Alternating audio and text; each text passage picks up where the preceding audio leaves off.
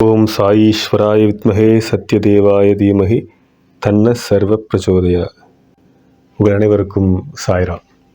சாயி அவதாரம் பற்றி மகான்கள் என்ற இந்த பரவச அபூர்வ தொடரில் அடுத்த மகான் யார்?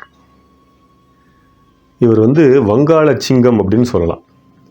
இந்த வங்காள மண்ணே ஆன்மீகமயமான புரட்சிகரம் வாய்ந்த பூமியாக திகழ்கிறது. பரமஹம்சரை மறக்க முடியுமா? நேதாஜி, மகாகவி தாகூர் இவர்களெல்லாம் இந்த பாரதத்திற்கு விதையாக அஸ்திவாரமாக திகழ்கிறார்கள் இல்லையா? அந்த வரிசையில் இந்த மகான், அவருடைய பெயர் தாமரையினுடைய பெயர், அவருடைய பெயர் மலர்ச்சியினுடைய பெயர். அதனால்தான் அவர் என்ன பண்ணுறாரு, இந்த மலர்ச்சிங்கிறது 2 விதமான மலர்ச்சி இருக்குது. அந்த காலகட்டத்தில் அவரை பிறக்கும்போது பாரதம் அடிமையாக இருந்தது வெள்ளைக்காரர்களிடம், பிரிட்டிஷ் அரசாங்கத்திடம். இப்போ இந்த மலர்ச்சி தேவை. மலர்ச்சி இருவகைப்படுகிறது. ஒன்று என்ன, விடுதலையே மலர்ச்சி தானே. அந்த விடுதலை என்பது 2 வகை. ஒன்று புற விடுதலை, இன்னொன்று அக விடுதலை இல்லையா? அந்த புற விடுதலைக்காக இந்த தாமரை, நெருப்பில் பூத்த தாமரை, அவர்தான் அரவிந்த கோஷ். அவர் இந்த புற விடுதலைக்காக ஆரம்பத்தில் பயணம் செய்தவர்.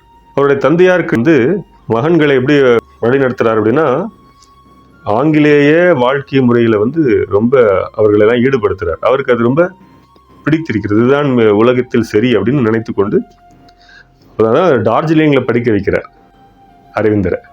பாருங்க, அதற்கு பிறகு கல்லூரி படிப்புன்னு போகும்போது கேம்பிரிட்ஜ் யூனிவர்சிட்டியில் லண்டனில் அரவிந்தர் படிக்க வைக்கப்படுகிறார்.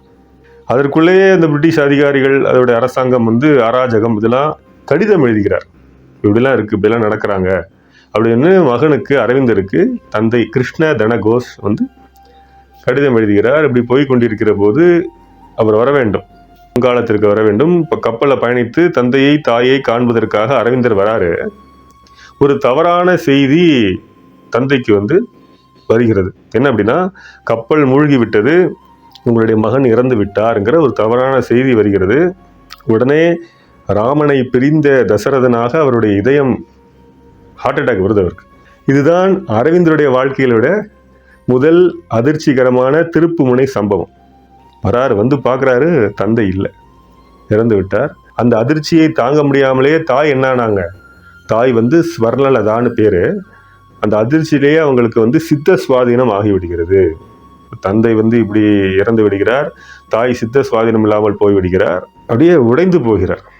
இதில் ஏற்கனவே அவருடைய தந்தை எழுதிய கடிதம் இருக்கு இல்லையா, பிரிட்டிஷ் அதிகாரம், அதற்கு எதிரான அதனுடைய தெளிவான செய்தி பதிவுகளை அவர் கடிதத்தில் வாசிக்கிற போது வெகுண்டு இந்த பாரதத்திற்கான புற விடுதலைக்கு அவர் பாடுபடுகிறார். யாரோடு சேர்ந்து? அப்போ 2 பேர். ஒன்று மகாத்மா காந்தி, அவருடைய அகிம்சை போராட்டம். இன்னொன்று திலகர், அவருடைய புரட்சிகரமான அந்த சங்கத்தில் சேர்ந்து நிறைய எழுதுகிறார். வந்தே மாதரம் பத்திரிகையாக இருக்கட்டும், அவருடைய ஆங்கிலம்லாம் அவ்வளவு மேன்மையாக இருக்கும். அவருடைய ஆங்கிலமாகட்டும், அவருடைய எழுத்து வன்மையாகட்டும். அப்படி எழுதுகிற போது பிரிட்டிஷார் அவருடைய கண்காணிப்பில் வருகிறார். கண்காணித்து கொண்டே இருக்கிறார்கள். ஏன்னா இவர் எழுதி பலர் கிளர்ச்சி அடைந்து இந்த போராட்டத்திற்கு இன்னும் தீவிரப்படுத்தக்கூடாது என்ற ஒரு எண்ணம் அவர்களுக்கு, பிரிட்டிஷாருக்கு. அப்படி இருக்கிற பொழுது அலிப்பூர் குண்டு வெடிப்பு வழக்கு வருகிறது. இவரையும் கைது செய்கிறார்கள் அரவிந்தர். அதற்கு அவருக்கு சம்மந்தமே இல்லை, ஆனால் கைது செய்யப்படுகிறார். அது ஒரு 2வது அதிர்ச்சி அவருக்கு. 2வது திருப்புமுனை நிகழ்வாக அலிப்பூர் குண்டு வெடிப்பு வழக்கு வருகிறது. சிறைச்சாலைக்கு செல்கிறார். செய்யாத குற்றத்திற்காக சிறைச்சாலையில் அனுபவிக்கிறார். அந்த நேரத்தில் தான் அவர் தியானம் செய்கிற போது சுவாமி விவேகானந்தர் தரிசனம் தருகிறார். அவருக்கு வியப்பு. முதல்ல அவர் நம்பவே இல்லை. காட்சி கொடுத்து பேசுகிறார். ஏதோ கனவு, ஏதோ பிரம்மைன்னு நினைக்கிறார், ஹலோசினேஷனாக இருக்குன்னு. 1 முறை அல்ல, 2 முறை அல்ல, 3 முறை சுவாமி விவேகானந்தர் அரவிந்தருக்கு தரிசனம் கொடுத்து பேசி அப்படித்தான் அவரை ஆன்மீகத்தில் ஆற்றுப்படுத்துகிறார். நீங்கள் அரவிந்தருடைய இளமை காலத்தை பார்த்தீர்கள் என்றால் அவர் ஒரு மகான் ஆவாரா என்பதே நம்மால் யூகிக்கவே முடியாது, அவராலும் கூட யூகித்திருக்க முடியாது.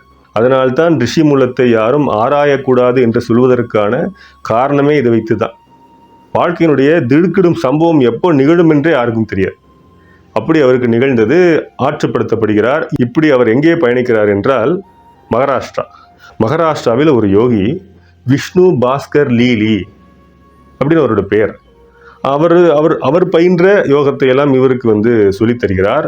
அவர் பல ஆண்டுகளாக தீவிரமாக ஆன்ம சாதனையில் ஈடுபட்டு பெற்ற யோக சித்தியை அரவிந்தர் 3 நாளில் அதை பயிற்சி செய்து அந்த சித்தியை அடைகிறார். சாதாரண நபர் அல்ல என்று அந்த யோகியை அவர் உணர்கிறார். பிறகு அவர் அப்படியே ஆற்றுப்படுத்தப்பட்டு புதுவைக்கு வருகிறார் அரவிந்தர். அது வரைக்கும் அரவிந்த கோஷ் ஆன்மீகத்தில் வந்த பிறகுதான் அவர் அரவிந்த மகரிஷி.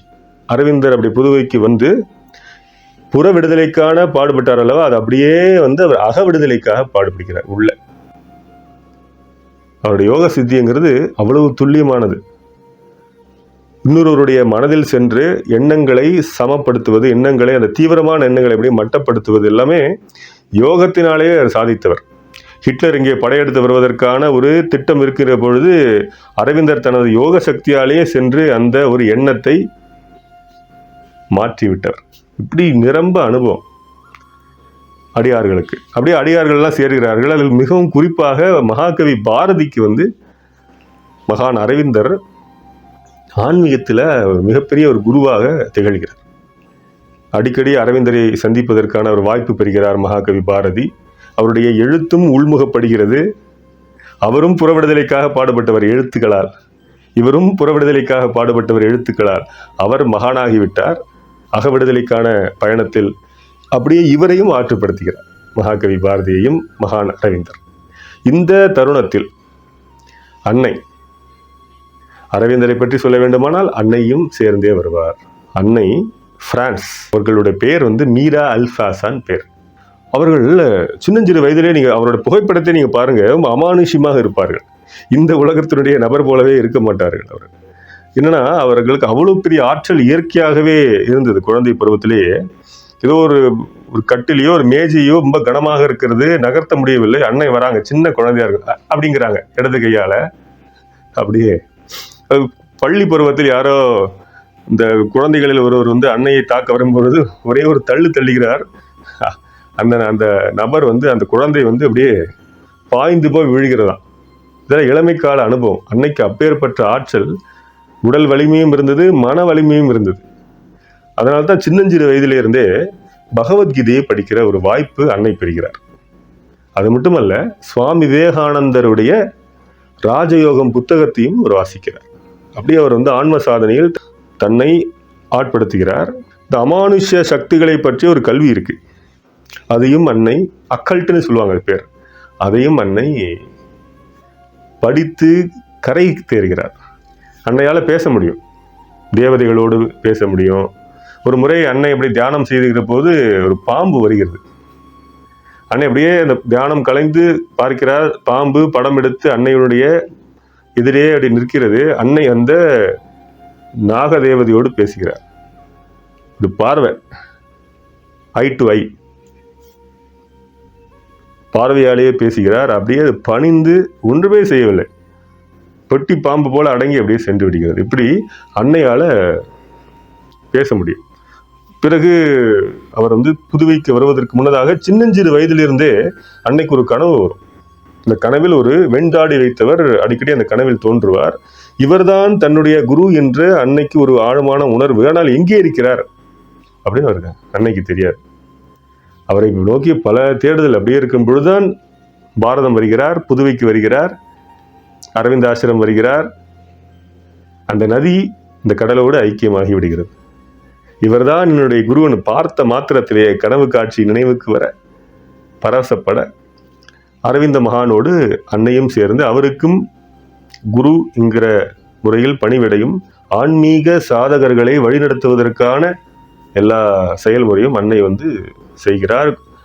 அவர்களோடு தியானம் செய்கிறார். இப்படிலாம் நிகழ்கிற போது புதுவையில் அந்த புயல் கடல் கொந்தளிக்கிறது. நீங்கள் புதுவைக்கு சென்று அந்த கடற்கரையை பார்த்தால் தெரியும், அது மற்ற கடற்கரையை விட வித்தியாசமாக இருக்கும். அப்போ அன்னையைத்தான் அழைக்கிறார்கள். புயல் கடல் கொந்தளிக்கிறது, யாருமே இந்த கடலுக்கு அருகில் கூட செல்ல முடியவில்லையே என்று தவிக்கிறார்கள் புதுவை வாசிகள். அன்னை வருகிறார், ஒரு நாற்காலியை அமர்ந்து தியானத்தில் கடல் தேவதையோடு பேசுகிறார். அதனுடைய ஆக்ரோஷத்தை குறைக்கிறார். பிறகு புதுவை வாசிகளிடம் சொல்கிறார், இனிமேல் இந்த கடற்கரைக்கு யாருமே சென்று கால் நினைப்பது இதெல்லாம் கூடாது, தடுத்து விடுங்கள். இப்போ பார்த்தா கூட தெரியும், கடற்கரையில் கற்கள் எல்லாம் போட்டிருப்பாங்க. நம்ம தூரத்திலிருந்து அந்த கடலை பார்க்க முடியும்.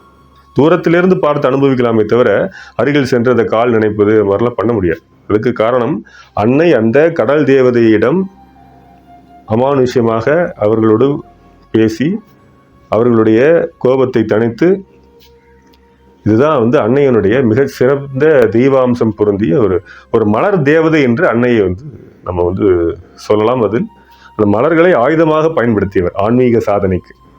இப்படி இருக்கிற காலகட்டத்தில் 24 நவம்பர் 1926 அந்த ஆண்டில், அதற்கு முன்னதாகவே மகான் அரவிந்தர் தீவிரமான ஆன்மீக சாதனையில் ஈடுபட்டு வருகிறார். அன்னை தான் அந்த ஆசிரம பொறுப்பை எல்லாம் பார்த்து கொள்வார், தரிசனம் தருவது. அரவிந்தர் ரொம்ப தன்னுடைய அறையை விட்டு வெளியே வரமாட்டார். அதனாலேயே அன்னையைத்தான் பிரதானமாக அடியார்களும் சரி, பக்தர்களும் சரி, வெளிநபர்களும் சரி வருவார்கள். அந்த நாள் நவம்பர் 24 வரலாற்றில் குறித்து வைக்க வேண்டிய அந்த நாள் மிக சிறப்பு வாய்ந்த நாள். அது இதிகாச நாள் என்று சொல்லலாம். காரணம், அரவிந்தர் அழைக்கிறார் அடியார்களை. முதல்ல அன்னையை அழைக்கிறார், அன்னை வருகிறார், அன்னை சாதகர்களை அழைத்து கொண்டு வருகிறார். 24 சாதகர்கள் அரவிந்தரை பார்க்கும்போது ஏதோ ஒரு பூரண உணர்வை பெற்றவராக, ஒரு பூரண அனுபவத்தை தனக்குள்ளே சுமந்து கொண்டிருப்பவராக, இதுவரை தன்னுடைய ஆன்ம சாதனையில் எதற்கான அந்த நோக்கம் இருக்கிறது அல்லவா, அந்த நோக்கம் நிறைவேற்றி அதனால் நிறைவடைந்தவராக அவருடைய முகமும் அகமும் ஜொலிக்கிறது. அன்னை பார்த்த உடனே அவருக்கு புரிந்து விடுகிறது, ஏதோ ஒரு மாற்றம் நிகழ்ந்து விட்டது, அதை அரவிந்தர் உணர்ந்து விட்டார். மீண்டும் அவர்களெல்லாம் அமர சொல்லி தியானம் செய்கிறார்கள். 45 நிமிடம் தியானம் நிகழ்கிறது. எல்லோருக்கும் அந்த ஒரு உணர்வு வருகிறது, அந்த பூரண நிறைவு.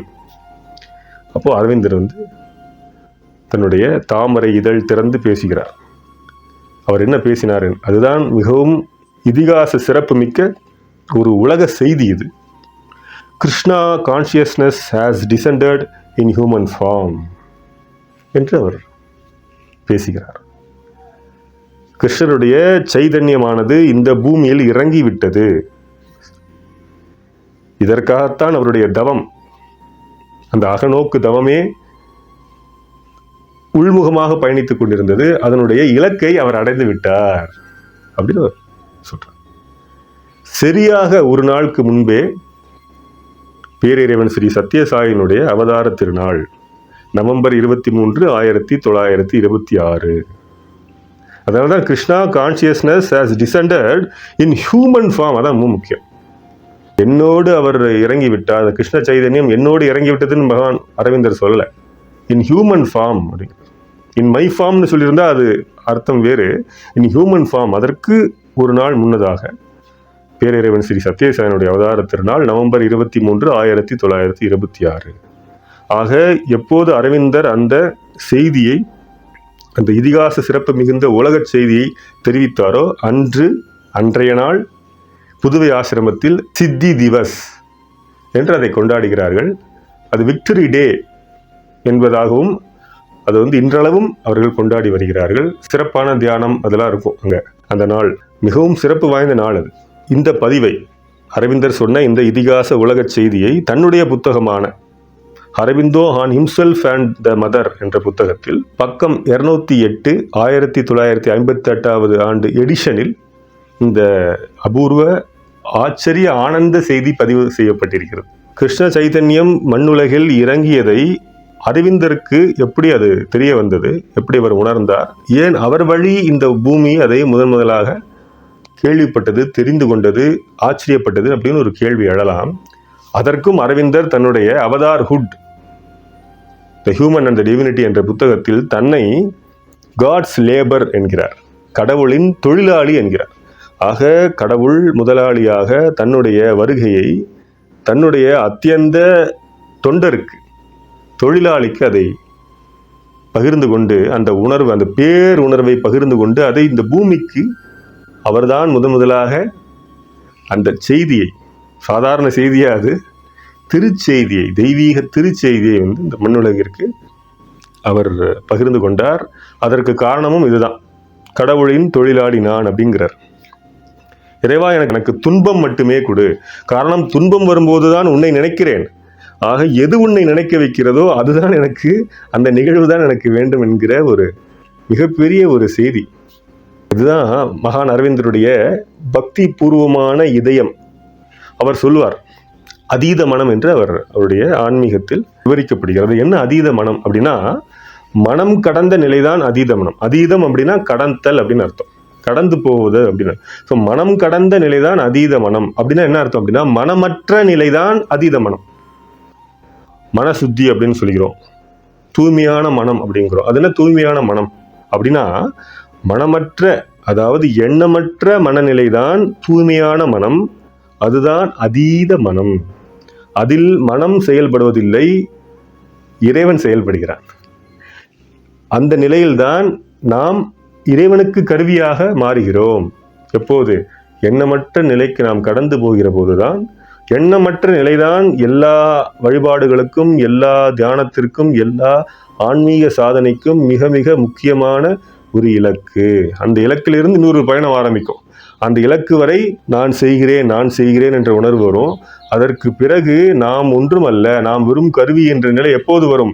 எப்போது நாம் மனதை கடக்கிறோமோ அப்பொழுது ஏற்படுகிறது. அதைத்தான் அரவிந்தர் அதீத மனம் என்று தன்னுடைய யோகத்தில் அதை விவரிக்கிறார். அவர் எழுதிய மிகச் சிறப்பான இதிகாச புத்தகம் என்றால் சாவித்ரி.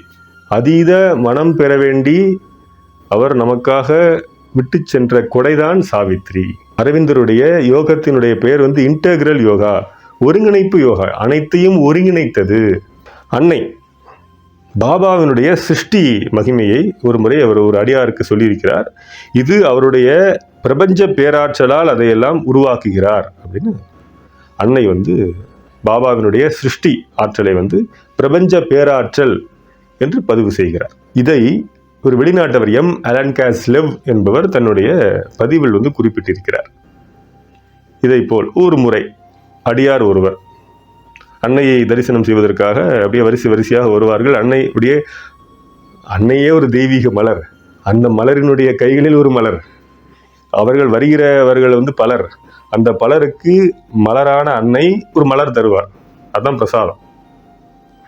அதான் அந்த ஆசிரமத்தினுடைய தரிசன முறை. ஒரு அடியார் வருகிற போது அப்படியே அன்னை முகம் மலர்ந்து மலர் தருவதற்கு முன் ஒரு வார்த்தையை கேட்கிறார். இந்த பக்தருடைய கழுத்தில் ஸ்படிகமணி மாலை ஜொலித்து கொண்டிருக்கிறது.